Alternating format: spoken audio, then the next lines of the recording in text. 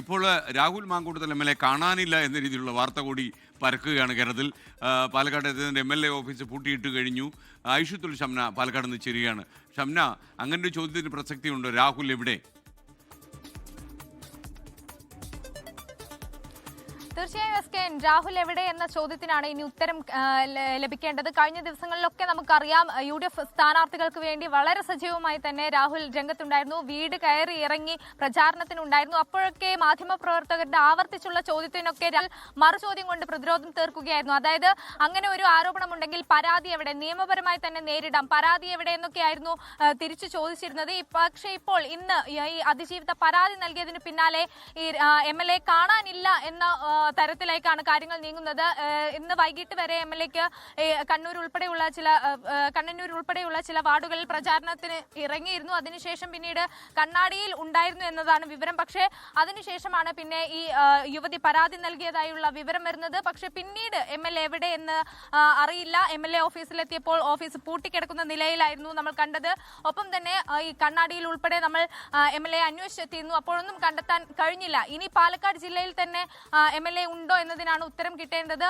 മറ്റൊന്നുള്ളത്, നേരത്തെയൊക്കെ രാഹുൽ പ്രതിരോധം തീർത്തിരുന്നത് ചില മറുചോദ്യങ്ങൾ കൊണ്ടാണ്. അതായത്, നിയമപരമായി തന്നെ നേരിടും, പരാതി എവിടെ, ഇത്തരം ആരോപണങ്ങൾ ഓഡിയോകളൊക്കെ പുറത്തു വരുന്നു എന്ന് പറയുമ്പോൾ പോലും എന്തുകൊണ്ട് യുവതി പരാതി നൽകുന്നില്ല എന്നൊക്കെയായിരുന്നു രാഹുൽ ചോദിച്ചിരുന്നത്. പക്ഷെ അതിനൊക്കെ ഉത്തരമാകുന്നു, യുവതി പരാതി നൽകുന്നു. പക്ഷേ ആ സാഹചര്യത്തിൽ അങ്ങനെ ഒരു പ്രതിരോധം തീർക്കാൻ MLA ഉത്തരം നൽകാൻ MLA കാണുന്നില്ല എന്നതാണ് സാഹചര്യം. എന്തായാലും ഇപ്പോൾ MLA ഓഫീസിന് മുമ്പിൽ ആണ് നമ്മൾ ഉള്ളത്. DYFI പ്രതിഷേധവുമായി അല്പസമയത്തിനകം ഈ MLA ഓഫീസിലേക്ക് എത്തും.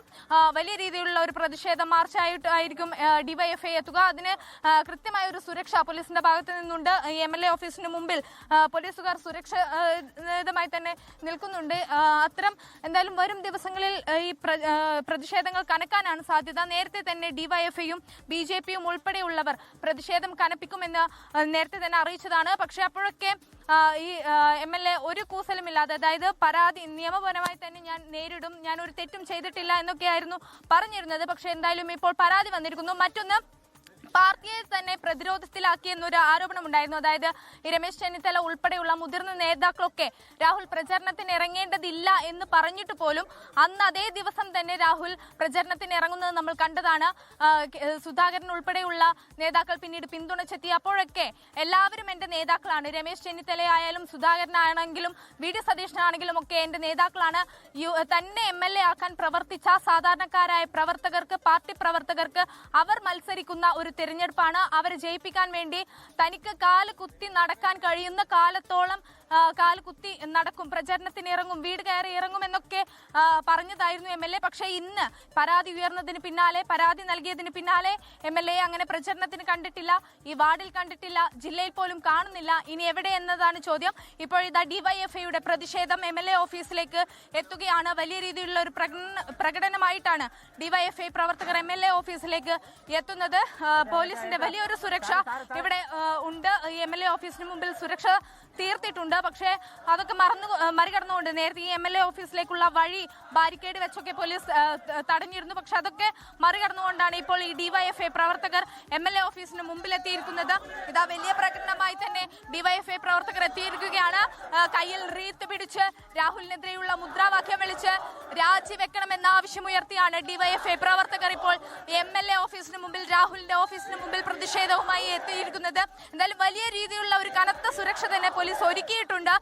കാരണം MLA ഓഫീസിന് നേരെ ഒരു അതിക്രമം ഉണ്ടാവാതിരിക്കാൻ വേണ്ടിയുള്ള കൃത്യമായ സുരക്ഷ നിരവധി പോലീസുകാരെത്തി ഒരുക്കുന്നുണ്ട്.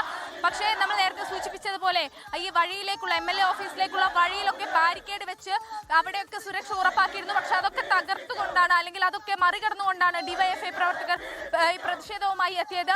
ഇപ്പോൾ രാഹുലിന്റെ MLA ഓഫീസിന്റെ മുറ്റത്തേക്ക് റീത്ത് അടക്കം വലിച്ചെറിഞ്ഞുകൊണ്ടാണ് DYFI ഈ പ്രതിഷേധം തീർക്കുന്നത്. ഒപ്പം തന്നെ നേരത്തെയൊക്കെ ഈ രാഹുൽ പ്രതിരോധം തീർത്തത് എവിടെ പരാതി, എങ്ങനെ നിയമപരമായി തന്നെ നേരിടുമെന്നായിരുന്നു. പക്ഷെ അതിനൊക്കെ ഇനി രാഹുൽ എന്ത് പറയുമെന്നതാണ് ഇനി നോക്കിക്കാണേണ്ടത്. ഒപ്പം തന്നെ ഈ അതിജീവിത പരാതി നൽകിയതിനു ശേഷം രാഹുലിന്റെ ഒരു ഫേസ്ബുക്ക് പോസ്റ്റ് ഉണ്ടായിരുന്നു.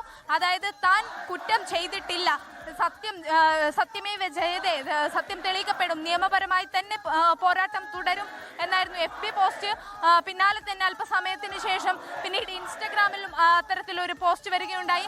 അങ്ങനെ സോഷ്യൽ മീഡിയയിലൂടെയുള്ള ഇത്തരം മറുപടി അല്ലാതെ മാധ്യമങ്ങൾക്ക് മുമ്പിലോ ജനങ്ങൾക്ക് മുമ്പിലോ ഒന്ന് വന്ന് നിൽക്കാൻ പോലും MLA തയ്യാറായിട്ടില്ല, ഒന്ന് കാണാൻ തയ്യാറായിട്ടില്ല. ഷെഡ്യൂൾ ചെയ്ത പ്രോഗ്രാമുകളിലടക്കം, അതായത് പ്രചരണ പരിപാടികളടക്കം ഇന്ന് വൈകിട്ടും കണ്ണാടി ഉൾപ്പെടെയുള്ള കണ്ണാടിയുടെ വിവിധ വാർഡുകളിലടക്കം MLAക്ക് ഉണ്ടായിരുന്നു. അതിൽ പോലും പിന്നീട് MLA പങ്കെടുത്തിട്ടില്ല, എവിടെ എന്നറിയില്ല.